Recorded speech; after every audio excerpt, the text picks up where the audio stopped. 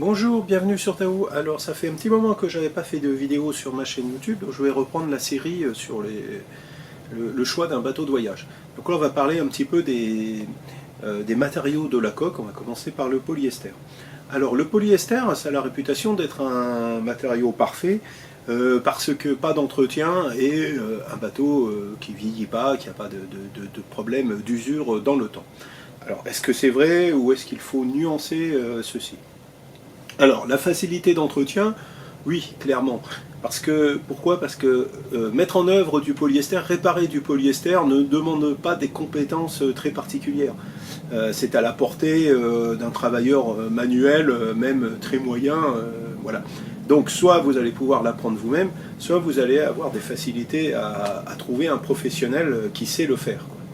De plus, ça ne demande pas non plus des conditions météo extraordinaires, etc. Donc c'est assez simple quand même de trouver quelqu'un qui sait réparer du polyester, et ceci partout dans le monde. Pour autant, est-ce qu'il y a quand même des inconvénients? Alors moi, oui, je trouve qu'il y a des inconvénients au polyester, alors je vais essayer de les lister. Voilà, si vous en trouvez d'autres, vous le dites en commentaire. Alors, un premier inconvénient des bateaux polyester, c'est qu'en règle générale, c'est de la construction industrielle. Alors, il s'est fait des constructions amateurs en polyester, mais c'est très très rare, parce que c'est pas très facile de le faire en amateur, puisqu'il vous faut faire un moule, etc. Donc c'était pas le premier choix des amateurs, donc les bateaux polyester construits par des amateurs sont très très rares. Donc à 99,9999, on trouve des bateaux qui sont des constructions de chantier, des constructions industrielles. Et ça, c'est pourquoi je le mets dans les inconvénients, parce que à partir du moment où vous faites une construction industrielle, il faut bien que vous compreniez que l'intérêt de l'industriel est de faire le bateau le moins cher possible, pour avoir la meilleure marge de rentabilité possible. Donc le premier souci quand on construit un bateau en polyester dans un chantier, c'est d'avoir le coût de revient le plus faible, et pas de construire le meilleur bateau pour vous. Les choix techniques se font toujours en fonction de critères économiques. Là aussi où un bateau polyester n'est pas obligatoirement simple d'entretien, ça peut être l'intérieur. Alors première chose, les vaigrages. Donc les vaigrages, bon là vous voyez ici, là c'est contreplaqué avec un petit truc, là c'est du contre-moule en plastique, mais il y a eu beaucoup de bateaux, surtout avant, qui étaient construits avec des vaigrages qui étaient du sky, derrière laquelle il y avait un petit peu de mousse, et ça c'était collé contre la coque. Donc toujours pareil, souci de rentabilité, ça vous évite d'avoir à faire une coque, à mastiquer, à faire une belle peinture, etc. Le vaigrage habillé, entre guillemets, tous les défauts de la coque dessous. Alors ça pose souci parce que ce type de vaigrage vieillit très mal, ça prend l'humidité, etc. La mousse, elle se dégrade, donc du coup ça se décolle, le vaigrage vous tombe dessus. C'est collé avec de la colle, bon ben voilà, j'ai oublié j'ai un petit trou de mémoire, je vous mettrai en dessous. C'est une colle de contact, donc il va falloir que vous ponciez la coque pour enlever toutes les anciennes traces de colle, puis il va falloir que vous mettiez voilà, de la néoprène, il va falloir que vous remettiez de la néoprène et que vous rachetiez du sky et que vous le remettiez. Si c'est un bateau assez connu, etc., vous n'avez pas trop de problème de trouver des sociétés qui ont fait des découpes, des pré-découpes de sky. C'est quand même pas facile à coller. En plus, si vous faites ça dans une cabine qui n'est pas assez aérée, la néoprène c'est horrible, quoi. Donc vraiment ça c'est quelque chose qui est le bail. L'autre solution c'est de poncer et puis de faire une belle peinture, mais vous n'allez pas jamais avoir la belle finition que vous pouvez avoir avec un vaigrage, à moins de mastiquer, etc. Mais bon voilà, ça sera jamais aussi chouette. L'autre gros souci que je trouve dans les bateaux en polyester, c'est la mode du contre-moulage. Donc c'est Beneteau un petit peu, je crois, qui a été leader là-dedans et qui s'était lancé peut-être dans les premiers là-dedans, je crois, dans les années 90. Alors qu'est-ce que c'est un contre-moule? Le contre-moulage, c'est à nouveau un choix technique pour faire un bateau moins cher. Ça vous permet de construire une coque qui est plus légère. Donc ça veut dire que vous allez pouvoir la démouler du moule plus tôt, donc augmenter votre cadence de construction. Et comme cette coque est très fine, etc., il va falloir venir à l'intérieur coller un contre-moule pour rigidifier l'ensemble. Et là, ça pose des soucis. Premièrement, il risque d'y avoir des problèmes de décollage entre le moule et la coque, et dans le cas-là, vous n'avez plus la résistance structurelle. Pourquoi ça peut se décoller à cause d'infiltration d'eau, de choc, etc. Deuxième chose, si vous abîmez le bateau, parce que vous avez talonné des choses comme ça, vous allez devoir découper le contre-moule pour atteindre la coque, réparer la coque, puis recoller le contre-moule, puis restrater avec le reste du contre-moulage pour avoir une continuité structurelle. Donc ça rend quand même les réparations nettement plus compliquées. Un autre gros problème aussi, c'est que ça rend l'expertise du bateau beaucoup plus compliquée. Donc là, j'ai eu plusieurs de mes clients qui viennent de faire des expertises de bateaux, et à chaque fois, les experts remarquent, voilà, on ne peut pas voir ce qui est sous le contre-moulage, on ne peut pas démonter, on n'a pas démonté le bateau pour connaître. Donc, ils posent bien des limites à leur expertise, parce que tout ce qui est sous contre-moulage, on ne peut pas le voir. On a du mal à estimer s'il y a des petits problèmes de décollage. Bon, s'il y avait des gros problèmes de décollage, on le voit, mais si juste un petit début à des endroits un peu précis, on va avoir des difficultés pour le voir.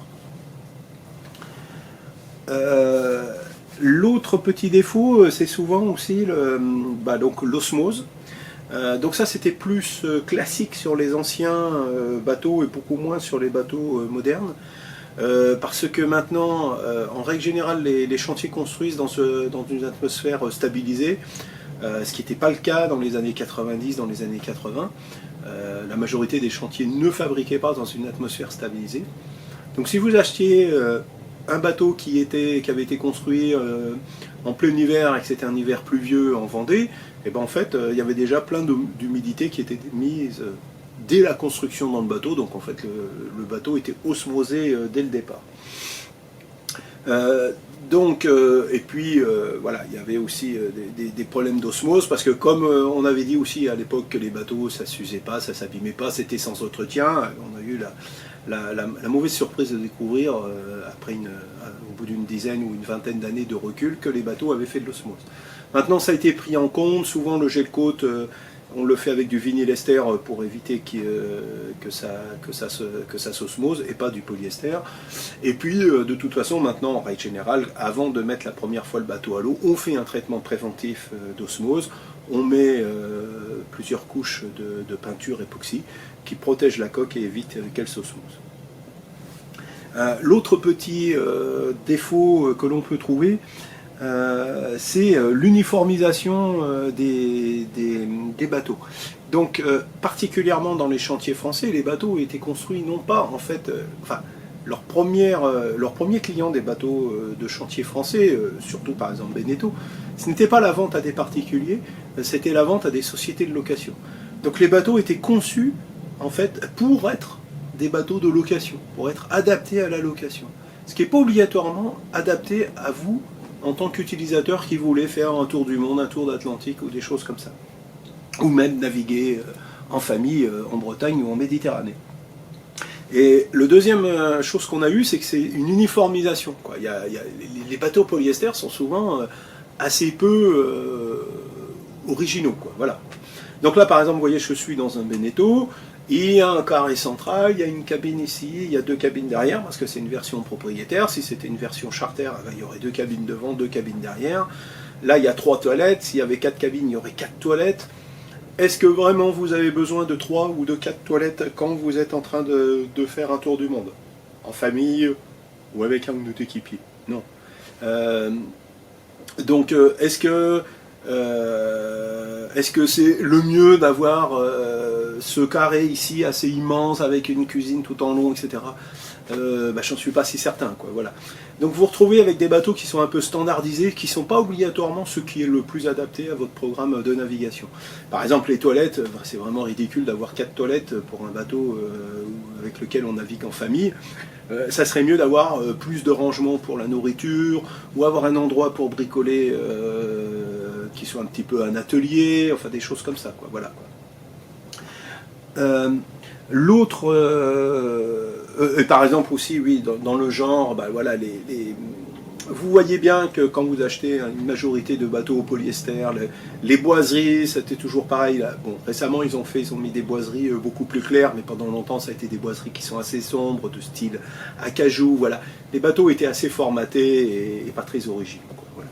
Alors, ce que je viens de dire là, c'est vraiment à mettre en bémol dès que vous allez vers des chantiers comme les chantiers anglais ou les bateaux du Nord, Suède, Danemark, etc.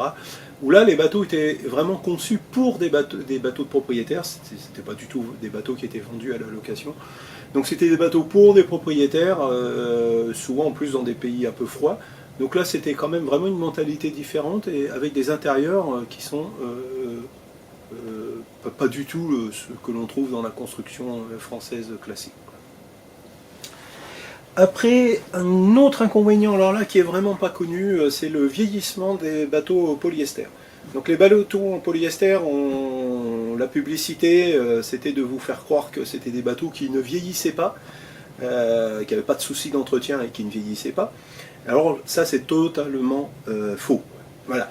Les bateaux polyester, comme tous les matériaux, vieillissent. Tous les matériaux, ils ont un certain nombre de cycles de travail. Et au bout d'un certain temps où ils ont subi X cycles de travail, ils ont tendance à s'affaiblir. Et c'est vrai pour le polyester.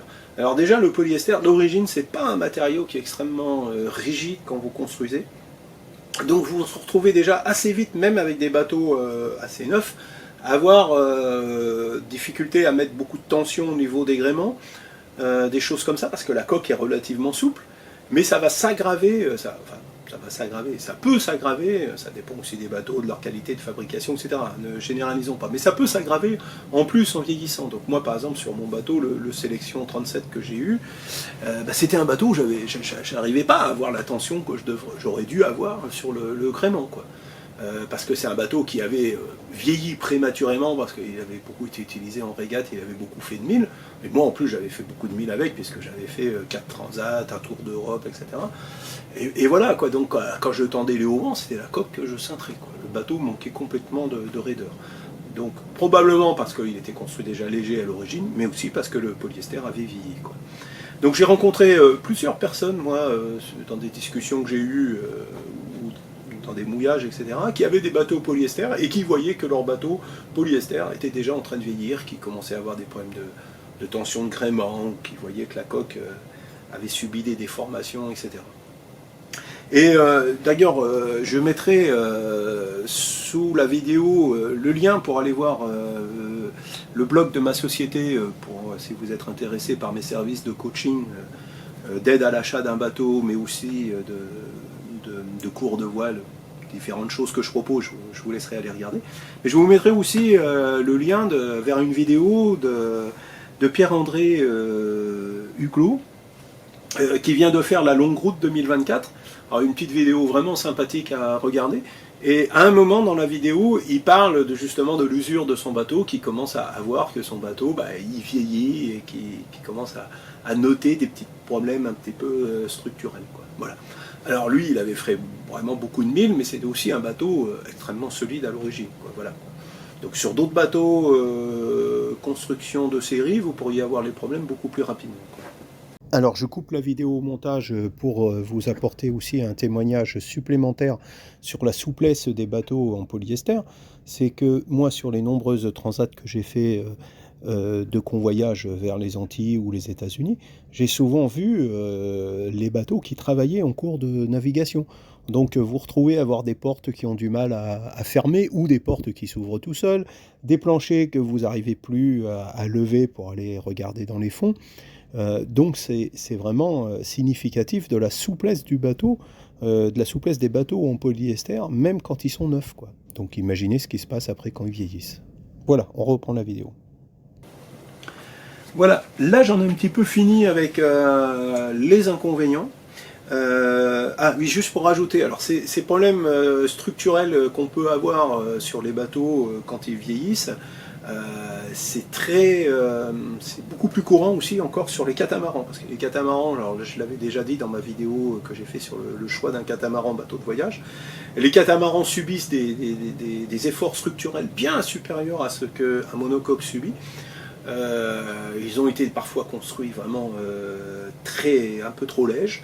Et là, il y a vraiment, sur certaines unités, des gros problèmes structurels, voire même des fois quand ils sont neufs. Moi, j'en ai rencontré sur des bateaux que je convoyais qui étaient neufs. Alors, est-ce que le bateau en polyester est un bon bateau de voyage?